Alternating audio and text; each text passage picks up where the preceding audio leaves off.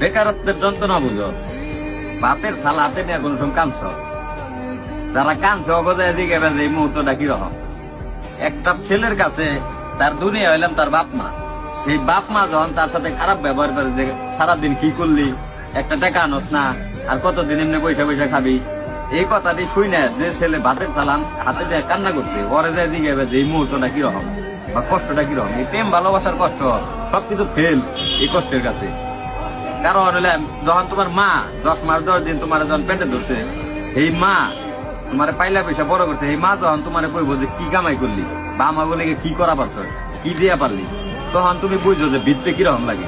ভিতরে থেকে আমি মনে করি তখন প্রত্যেকটা ছেলের এই মুহূর্তটা যখন ফিল করে, ওই ছেলের আর মনে করো বাঁচার কোনো প্রচেষ্টাই থাকে না। মানে ওর মন চায় না যে আমি আর বাঁচা থাকি, তখনই মন চায় যে মরে যাই। এটাই ভাই নিয়ম, বাস্তবতা মানতে হইব সবসময়। এই কষ্টটা মানে আমি মনে করি দুনিয়ার সব কষ্টের কাছে আর মনে হয় এই কষ্টটা।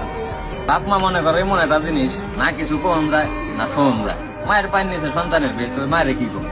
আর বাপ তো মনে করো পৃথিবী, এত কষ্ট করে বড় করছে, এই বাপরে বা কি করবো। দোষটা মনে করো নিজের দোষ দিন না বাইকের দোষ দিন, ওইটাই করে বোঝা যাবে না। মানে আমি চাই যত বেকার মানুষ আছে, যত বেকার ছেলে পেলে আছে, আল্লাহ সবাই রে ভালো একটা অবস্থানে নিয়ে দিক, এই তৌফিক দান করুক। এটা কর্মের ক্ষেত্রে যে কোনো ক্ষেত্রে আল্লাহ সবাই ভালো একটা অবস্থান দান করুক।